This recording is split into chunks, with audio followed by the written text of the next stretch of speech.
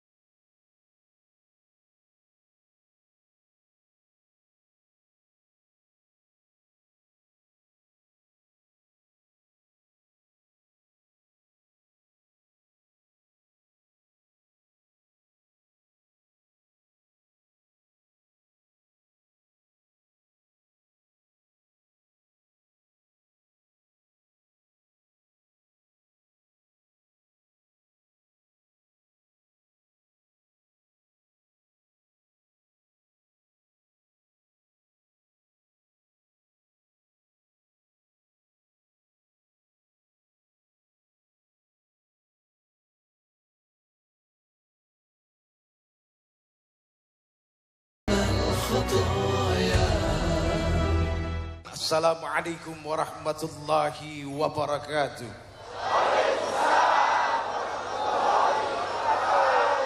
Subhanal malikil quddus, subhanal malikil quddus, subhanal malikil quddus, subhanadzil mulki wal malakut,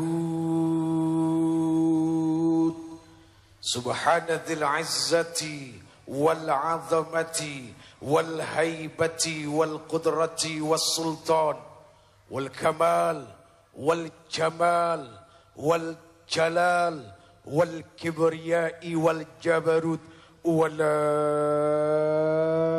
yamutu wala yafutu abada. Subuhun kuddusur rabbuna wa rabbul malaikati war ruh, semua subhanallah walhamdulillah wala ilaha illallah wala ilaha illallah wala ilaha illallah huwallahu akbar. Allahumma salli wa sallim wa barik wa karrim ala hadha an-nabiyyil karim sayyidina wa habibina wa syafi'ina wa qurrati a'yunina wa maulana Muhammad wa ala alihi wa ashabihi ajma'in, amma ba'd. Hadirin pemirsa di seluruh tanah air Damai Indonesiaku, wabil khusus semua saudara-saudara kita yang ada di kompleks Kopassus Cijantung Masjid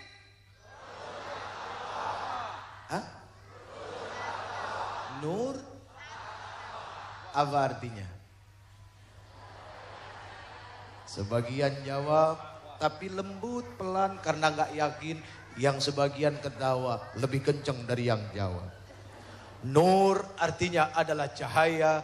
Takwa adalah sebuah hasil dari usaha nurut dan taat kepada yang namanya iman. Ibu, Bu, woi, di Palestina lagi tegang, di sini jangan terlalu tegang. Ya, yang namanya tegang itu bahaya, Pak. Bahaya nggak Pak kira-kira kalau tegang? Kalau tegang terus bahaya nggak? Ini ngomong-ngomong pikirannya pada kemana ini? Jangan kemana-mana, pikirannya di masjid aja ya, insya luar biasa.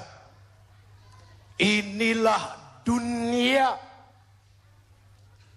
Kalau tidak seperti ini bukan dunia namanya. Inilah dunia yang Allah Subhanahu wa taala janjikan, kemudian disampaikan kepada baginda yang tercinta Nabi besar Muhammad, bahwa dunia penuh dengan kekisruhan. Enggak aneh, ya, tidak aneh. Yang aneh itu adalah apa? Ketika dalam kekisruhan itu banyak manusia yang tidak berusaha untuk mau menyelamatkan dirinya. Ya, di antara sekian banyak kekisruhan, kita nggak kepengen menyelamatkan diri. Kok begitu, Uje? Contohnya Quran. Berapa kali Al-Quran, Al-Kitab, Al-Furqan, Al-Huda, Zalikal Kitabul La Raiba Fihi. Al-Quran adalah kitab yang tidak ada keraguan di dalamnya. Lihat bagaimana Al-Quran menceritakan kaum Bani Israel. Kau pakai tangan kiri, Uje, nggak apa-apa lah, buat dia menunjuknya pakai tangan kiri aja. Kalau David pakai tangan kanan, ya Bu ya, Bu, Bu. Ini kok ngelihatnya ke David aja sih? Sekarang Uje tanya, yang lagi ngomong Uje apa ke David? Harusnya matanya kemana? Kenapa ke David dulu yang dilihat? Mentang-mentang jenggot sama kumisnya lebih banyak dari saya? Ente dulu beli kumis sama jenggot di mana? Mohon maaf, udah tegang soalnya ya. Kalau tegang dicampur tegang, Masya Allah Pak. Itu listrik tegang, nempel sama orang yang tegang. Maksudnya yang stres, tewas orang. Ya, Umi sehat, apa kabar? Umi saya Bu. Udah kenal belum? Ini istri saya. Awas jangan salah nunjuk. Iya, yang senyum. Gitu. Ini luar biasa, hari ini Masya Allah selalu Damai Indonesiaku itu dipenuhi dengan para ustadz. Ada Ustadz Zaki, ada Ustadz Iwan, ada Bu Jeb, ada Uyat, ada Ustadz Mohai. Ini Ustadz siapa nih? Oh, Syarifuddin. Oh, ini narasumber kita ya? Alhamdulillah. Kemudian ada Ustadz Solmed seperti biasa Bu. Ya, ada Ustadz Aswad. Ini ada guru saya. Ya, guru kami semua Asatidz, Kiai Haji Tubagus Muhyil Haq. Kemudian seperti biasa ada Habib Hirid dan banyak lagi semua yang hadir. Nih mobil khusus yang hijau-hijau nih, yang gagah-gagah nih, Masya Allah nih, luar biasa. Bu, Bu, percaya nggak kalau Al-Quran berkata benar? Yakin? Lihat bagaimana Al-Quran menyampaikan begitu banyak kisah-kisah, cerita-cerita yang menceritakan tentang mereka orang-orang Bani Israel. Sampai-sampai ketika mereka mengingkari nikmat-nikmat Allah, Allah Subhanahu wa taala ulang dua ayat yang persis sama di dalam surat Al-Baqarah pada ayat 47 dan ayat 122. Ya Bani Israel al-kuru ni'mati allati an'amtu alaikum wa anni faddaltukum 'alal 'alamin. Minal khataya. Pemirsa, hati memiliki watak yang terbolak-balik. Tak heran Rasulullah Shallallahu Alaihi Wasallam mewariskan sebuah doa yang sangat indah kepada kita. Ya muqallibal qulub, sabit qalbi ala dinik. Wahai zat yang membolak-balikan hati, teguhkanlah hatiku di atas agamamu. Allah yang menciptakan hati, Allah yang membolak-balikan hati, dan Allah jualah yang akan menetapkan hati kita untuk menuju ke dalam jalan yang diridhoinya. Tetaplah bersama kami. Minal khataya. Minal khataya.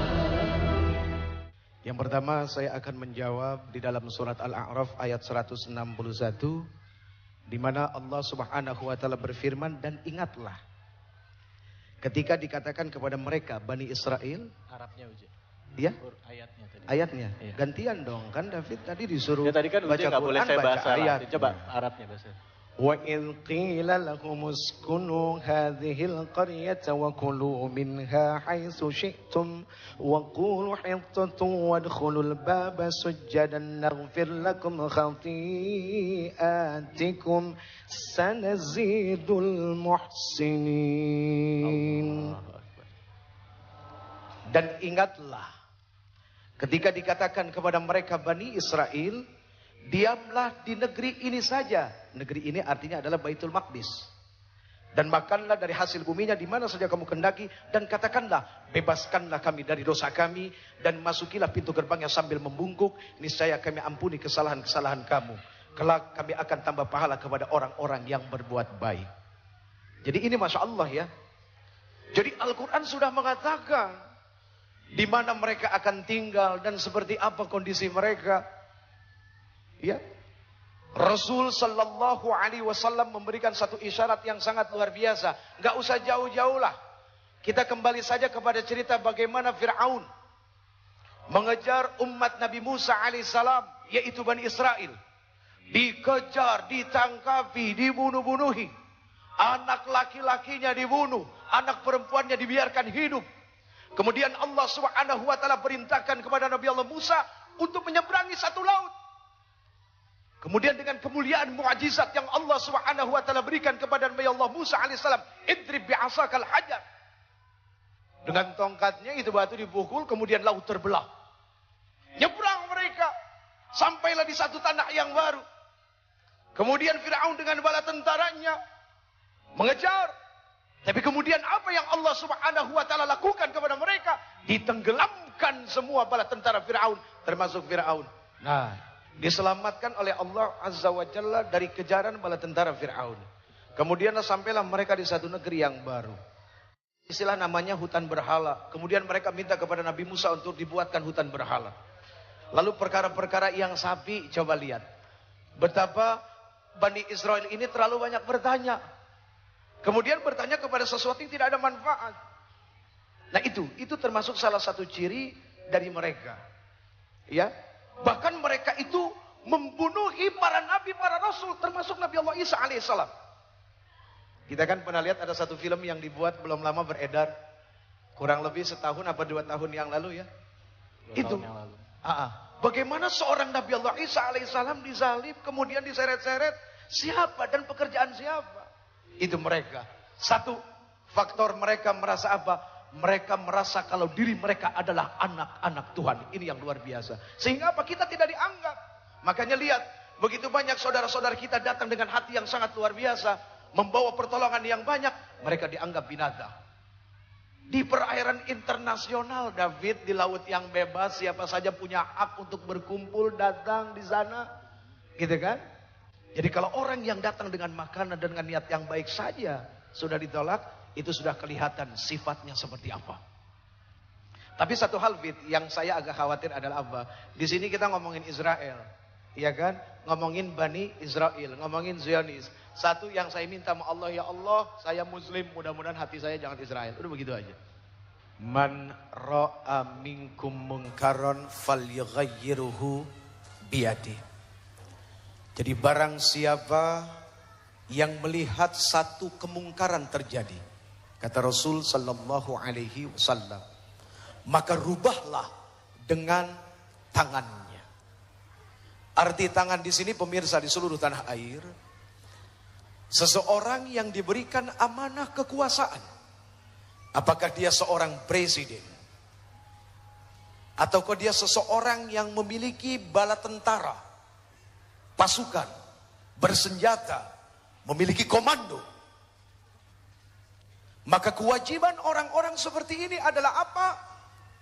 Datang menghampiri dengan niat li'i'da'i kalimatillah, menegakkan nama Allah, kemudian menyampaikan bahwa negeri manapun, semiskin apapun, sebodoh apapun negeri ini berhak punya kemerdekaan dan berhak untuk membela dirinya dan berhak untuk betul-betul diberikan hak dan kewajiban sebagai satu negara. Kalau kita bicara penjajahan, kita jadi ingat dulu masa di mana negeri kita dijajah. Walaupun maaf, saya nggak pernah ngerasain seperti apa. Hanya orang tua kita yang merasakan mereka berjalan, berlari-lari, bersembunyi di hutan. Berlari di antara dentuman peluru, dentuman bom. Hidupnya tidak pernah nyaman, dikejar-kejar. Memang saya tidak pernah merasakan. Tapi paling tidak efek dari itu semua, sekarang kita bisa rasain. Kebodohan yang masih kita rasakan akibat dari sebuah penjajahan. Jadi alasan apapun sebuah penjajahan, tidaklah sesuatu yang dianggap benar. Karena seorang manusia berhak untuk merdeka. Kalau seorang manusia saja berhak untuk merdeka, apalagi sekumpulan manusia. Maka kata Rasul, bagi engkau yang memiliki kekuasaan, memiliki kekuatan, engkau punya hak untuk menghentikan mereka dengan cara seperti itu. Wa illam yastati'. Apabila kamu tidak bisa, maka rubahlah dengan dakwah. Apa yang kita sampaikan sekarang ya? Kan gitu. Rubahlah dengan apa yang bisa kita sampaikan. Lalu yang terakhir, seandainya engkau tidak bisa juga, maka rubahlah dengan hati. Wa huwa ad'aful iman. Meskipun hati ini adalah selemah-lemahnya iman. Apa yang dimaksud di sini adalah doa. Sulit rasanya kita untuk bicara ya. Seorang wanita yang usianya 23 tahun. Yang notabene dia bukan seorang muslimah. Datang jauh-jauh dari Washington DC menuju Palestina. Dia pasang badannya untuk menghalangi satu alat berat yang akan menghancurkan rumah di mana dia tidak kenal siapa pemilik rumah ini. Itulah perjuangan yang tulus. Pertanyaannya, kita punya saudara. Kalau bicara soal agama, mereka adalah saudara-saudara kita satu iman. Satu ketaatan kepada Allah Subhanahu wa ta'ala. Tapi lagi-lagi akhirnya diri ini hanya mampu membuat malu karena apa? Tidak punya kemampuan dan tidak punya keberanian untuk berani. Itulah wa huwa ad'aful iman. Kita hanya mampu berdoa dari sini, memohon, meminta kepada Allah Subhanahu wa ta'ala. Semoga apa penderitaan yang dirasakan oleh saudara kita, semoga Allah Subhanahu wa ta'ala segerakan untuk diangkat. Tapi diri ini yakin kepada Allah. Quran tidak pernah berkata bohong. Maka kita tunggu Allah. Dengan keyakinan kita dan doa kita, semoga Allah Subhanahu wa ta'ala memberikan yang terbaik. Bukan cuma kepada Filistin, tapi juga kepada seluruh belahan negara yang ada di dunia ini. Damai adalah menjadi cita-cita kita. Perang bukan satu perkara yang nikmat. Kalahnya kita, menangnya kita, sesungguhnya tetap saja kita orang-orang yang kalah. Karena di dalam perang itu, mau tidak mau, suka tidak suka, kita harus kehilangan harta benda kita. Saudara-saudara kita, orang-orang yang kita cintai. Apakah itu sebuah kemenangan? Itu bukan sebuah kemenangan. Setiap Jumat saya sering mampir di Masjid Veteran, di mana tempat saudara-saudara kita, maaf, para tentara yang kakinya buntung Pak, yang tangannya hilang. Selalu saya coba sempatkan untuk ngobrol. Waktu itu ada Ustadz Iwan ya. Hari Jumat kita ngobrol dengan beberapa tentara di sana yang kakinya diamputasi. Mereka pegang tangan saya pegang tangan mereka. Mereka menangis. Tapi yang keluar dari mulut mereka cuma satu apa? Uje, ada kaki pengabdian dan tidak ada kaki tetap pengabdian. Itulah tentara Republik Indonesia. Luar biasa. Minal khataya, minal khataya. Assalamualaikum warahmatullahi wabarakatuh.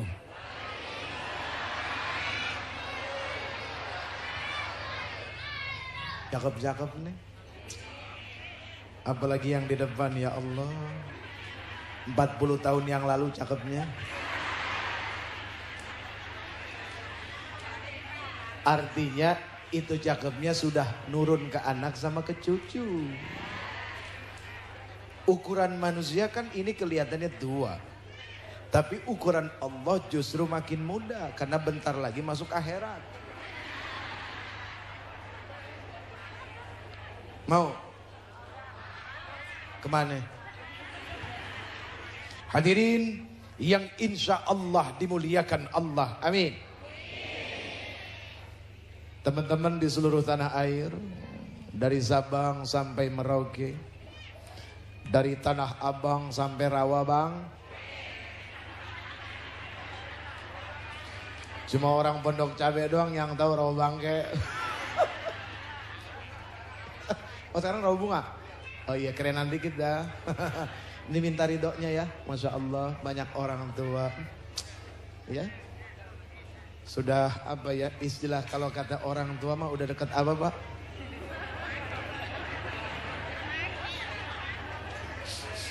Udah bobot tanah. Ya artinya bobot tanah memang kita minturob sebetulnya ya sama saja. Mau tua mau muda ukurannya sama.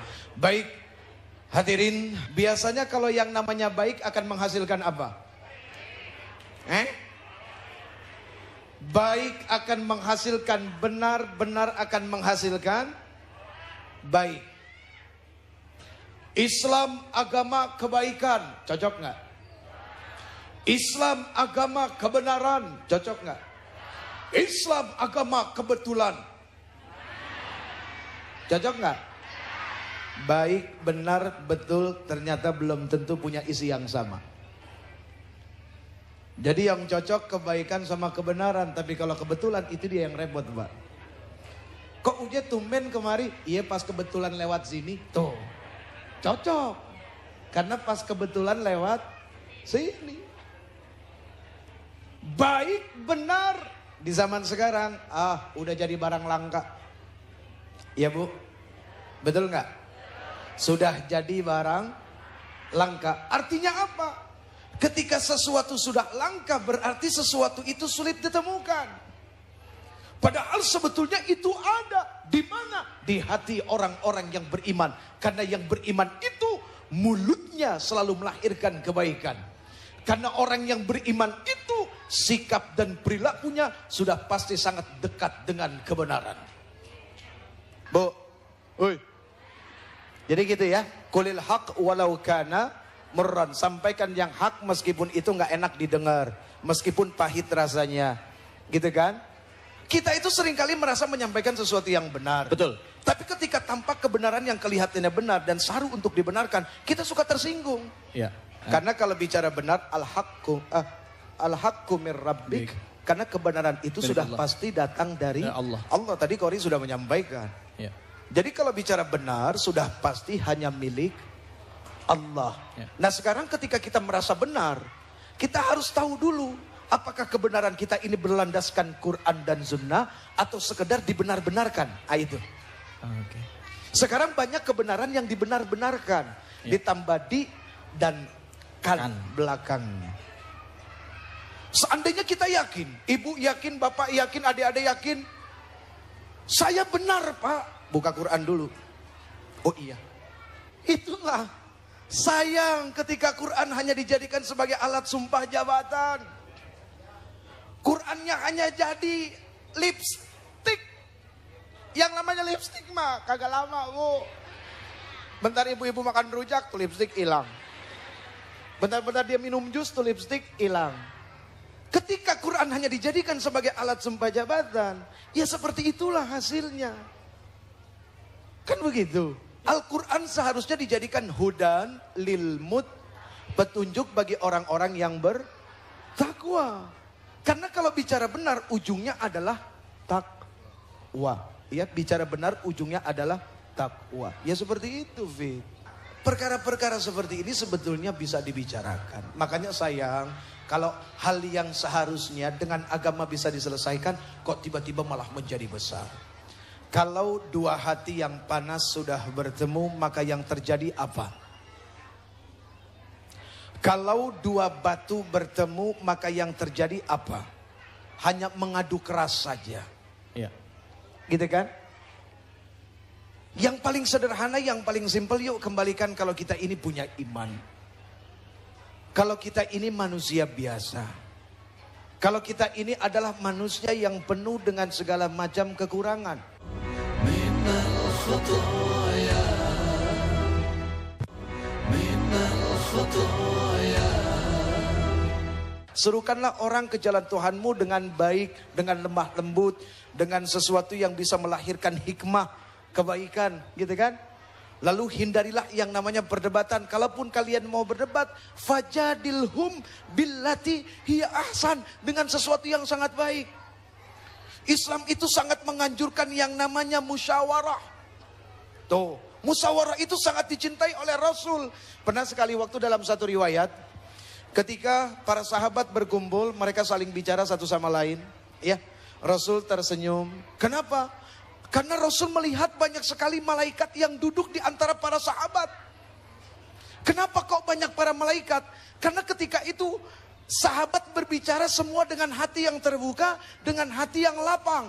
Tidak ada emosi, tidak ada marah. Tapi begitu salah satu di antara sahabat mulai kepancing hatinya, kelembutan mulai berganti dengan kekerasan. Tiba-tiba Rasul pergi. Sahabat bingung, ya Rasul, kenapa engkau pergi? Waktu kalian semua bicara dengan baik-baik, aku melihat malaikat duduk di antara kalian. Tapi ketika kalian sudah mulai mencampur adukkan itu semua dengan hawa nafsu kalian, maka malaikat itu pergi. Sekarang setan-setan yang berkumpul menggantikan para malaikat. Apakah mungkin aku seorang Rasul duduk bersama para setan? Tidak, makanya aku pergi meninggalkan kalian. Nah, jadi penting ya. Penting yang bicara itu akal yang dipenuhi dengan iman. Pokoknya di sini saya bicara lurus lempeng, nggak si A, nggak si B, kan gitu ya? Ya. Betul nggak? Betul. Karena keberadaan Ustadz harus seperti itu fungsinya, ya. Makanya rugi besar seandainya perkara yang sebetulnya bisa diselesaikan dengan hati yang lapang harus jadi besar dan harus merugikan banyak orang. Nah inilah, oi, yang punya Facebook. Orang pada ngumbar status. Kenapa? Ya itu tadi, Facebook itu memunculkan dan menghadirkan orang-orang yang dulu nggak ada, sekarang jadi ada. Kalau nggak bisa nahan diri coba. Terus yang repot sekarang orang semua mengumbar perasaan dirinya di status. Apa itu bagus? Kan tidak bagus. Suami istri berantem diumbar di status. Hah, aku benci. Titik. Akhirnya menimbulkan reaksi orang. Kenapa sih? Sabar. Ya kan? Ada lagi, memang cuma dirimu yang mencintai aku masih ada yang lain. Aduh, ya Allah, ya Karim. Ntar di bawahnya langsung tulisan, prikitiu, rusak, hancur. Yuk, kita kembali kepada Quran, kembali kepada sifat Rasul dan orang-orang soleh yang mengikuti Rasul. Ya. Khudil afwa, jadilah orang yang maaf. Ya. Meminta maaf itu baik, memberikan maaf itu jauh lebih baik. Ya. Saya pikir kalau kasus ini mengambil hukum seperti ini, insya Allah beres. Satu sisi melihat bahwa mungkin apa yang dikeluarkan karena emosi, kesal. Yuk kita belajar maklum, gitu kan? Betul. Ya. Terus yang di sini juga setelah aduh ya Allah, astagfirullah, kok gue gini ya. Wah, itu pasti jauh lebih baik. Surga itu dekat dengan orang-orang yang seperti itu. Saya khawatir apa? Kalau kita mengikuti perasaan marah kita, emosi kita, sebelum kita memaafkan orang lain, sebelum kita meminta maaf, dicabut nyawa. Coba bayangin Bu, kita meninggal dalam keadaan hati marah dendam kepada orang. Kita meninggal dalam keadaan tidak mau maafin kesalahan orang. Apa bagus? Tidak akan ada tempat yang baik di sisi Allah bagi orang yang tidak ada pemaaf. Jadi saya pikir nggak usah dibesar-besarin. Makanya begitu dilaporin polisi juga ketawa. Ya, ketawa mereka. Ya. Saya ngobrol soalnya dengan salah satu yang ada di sana. Aduh, pusing, bikin capek aja yang begini katanya. Kalau semuanya harus dengan kondisi seperti ini, maka tidak akan pernah habis. Karena di dunia itu selalu ada dua, siang malam, pro dan kontra. Tidak ada habis-habis. Ya, sekarang begini, bicara etika menyampaikan pendapat. Kita lihat saja bagaimana kondisi orang sholat. Ya. Ya. Ketika seorang imam salah berhak ditegur enggak? Berhak. Yang negur siapa? Makmum. Makmum yang mana? Yang di belakang, dan yang di depan. Iya. Maksudnya paling depan dan di belakang Imam. Artinya apa? Seseorang yang diberikan amanah untuk bisa negur nggak boleh sembarangan. Sekarang ini banyak orang sholat berjamaah kepengennya di depan, bahkan mau di belakang imam. Tapi maaf ya Pak, baca Quran nggak bisa. Repot loh Pak. Kepingin semangat jadi makmum di saf terdepan bagus, tapi harus mengukur diri. Apalagi berdirinya di belakang imam. Khawatir kalau nanti imam salah, dia nggak bisa negur. Negur boleh, kalimatnya kalimat malakiyah. Subhanallah, bukan kalimat syaitoniyah. Nggak ada begitu imam salah. Hoi, imam salah lo. Subhanallah. minal khataya minal khataya. Pemirsa yang dirahmati Allah, mudah-mudahan kita termasuk umat pilihan Allah. Umat yang dipilih untuk mendapatkan ridhonya. Karena tak ada hadiah seindah apapun di dunia ini yang mampu menandingi hadiah Allah berupa ridho Allah dalam kehidupan kita. Mohon maaf atas segala kekurangan dan kesalahan. Assalamualaikum warahmatullahi wabarakatuh. minal khataya.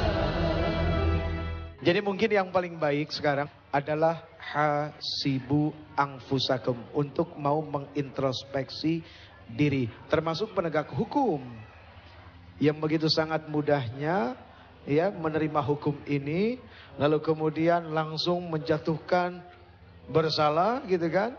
Padahal nanti yang suka ngejatuhin bersalah akan dipersalahkan juga oleh Allah di mahkamah Allah nanti ya. Jaksanya duduk di mahkamah Allah gitu kan ya. Sama, kita semua sama.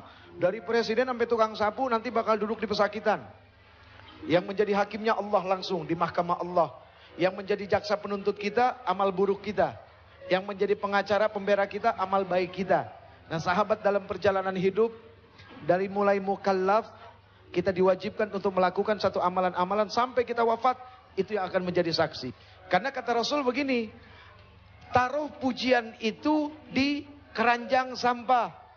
Dan taruh caci maki itu di bejana emas. Ketika ada yang memuji kita, belum tentu itu akan menghasilkan sesuatu yang baik buat kita. Jangan-jangan gara-gara dipuji, akhirnya kita berhenti belajar. Karena apa? Karena menganggap diri sudah merasa yang terbaik. Itulah kenapa kata Rasul ditaruh di keranjang sampah. Ya. Lalu ketika ada yang mencaci, mengkritik, maka ditaruhlah di bejana emas. Coba di gelas emas ditaruh. Kenapa? Karena dengan kritik itu ternyata orang lebih jujur bicara tentang kita apa adanya. Pak, orang kebanyakan dipuji Pak, aduh kupingnya pengeng. Tapi ternyata orang juga tidak siap menerima kritikan, lebih banyak sakit hati. Nah sekarang belajar untuk menerima bahwa kritikan itu adalah nyanyian yang indah ya. Oke? Jelas? Jelas? Apanya yang jelas? Ya udah jelas aja biar urusan cepat selesai. Pokoknya beginilah, di dalam penegakan hukum itu satu yang paling penting, jangan menghukum orang seperti membelah bambu. Maksudnya Ustaz? Hukum belah bambu ya begitu, dua-duanya dibelah nih. Buak. Yang satu diinjek, yang satu diangkat. Sekarang tuh seperti itu. Bukan sekarang, dari dulu kale. Gitu kan, ngebelah bambu. Jadi begitu, ini sekalian ngejawab lah ya. Gitu. Tapi nggak usah khawatir ya. Apapun yang namanya ujian, tujuannya adalah untuk membuat kita menjadi lebih bagus. Besi tidak akan pernah jadi pisau tanpa ditempa dan dibakar. Manusia tidak akan menjadi manusia yang berkualitas tanpa ada ujian dan halangan di dalam kehidupannya. Setiap hari tukang sulap muncul yang baru-baru, paranormal muncul yang baru-baru, pejabat muncul yang baru-baru, artis muncul yang baru-baru. Kapan Ustadz? Jadi makasih banget buat TV One, luar biasa. Ya, 2010 akan muncul ustadz baru. Wah, amin. Takbir, Allahu Akbar. Cakep. Baik, untuk kesimpulan, mudah-mudahan apapun nanti yang akan datang kepada kita, semoga kita memahami bahwa itu adalah sebuah ujian yang datang dari Allah Subhanahu wa Ta'ala. Nah, di penghujung akhir tahun ini, sudahlah yang bertikai mau apa lagi. Ya, Apakah harus mempertahankan pertikaian-pertikaian itu? Maaf, tolong dong muka gue di close up. Mana nih? Mana? Apa kemarin puasa sebulan kagak cukup buat ngelunakin hati? Kemudian kita takbiran, besoknya lebaran, terus saling maafin. Apa itu nggak cukup? Apa kita mesti dicabut nyawanya dulu, baru beres tuh perkara? Iya kan, benar nggak? Udahlah, apa sih ya Allah ya Karim ya. Mudah-mudahan kita semua diselamatkan oleh Allah Subhanahu Wa Taala dan menjadi orang-orang yang selamat. Amin. La ilaha illallah. La ilaha illallah. La ilaha illallah.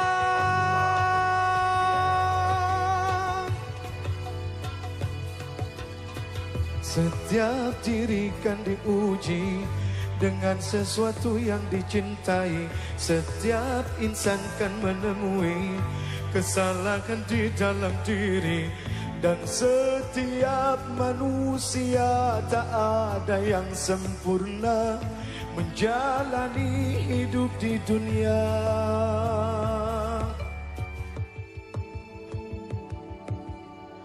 Kesalahan kan terjadi, dosa-dosa kan ditemui, mungkin tak bisa hindari, meski hati telah menyadari. Dan setiap manusia tak ada yang sempurna menjalani hidup di dunia. Allah Maha Pengasih, Allah Maha Penyayang. Allah akan maafkan bila kita memohon ampunan. Allah Maha Pengasih, Allah Maha Penyayang. Allah akan maafkan bila kita memohon ampunan. La ilaha illallah. La ilaha illallah. Kesalahan kan terjadi, dosa-dosa kan ditemui, mungkin tak bisa hindari, meski hati telah menyadari. Dan setiap manusia tak ada yang sempurna menjalani hidup di dunia. Semua Allah Maha Pengasih, Allah Maha Penyayang. Allah akan maafkan bila kita memohon ampunan. Allah Maha Pengasih, Allah Maha Penyayang. Allah akan maafkan bila kita memohon ampunan. Allah Maha Pengasih, Allah Maha Penyayang. Allah akan maafkan bila kita memohon ampunan. Ya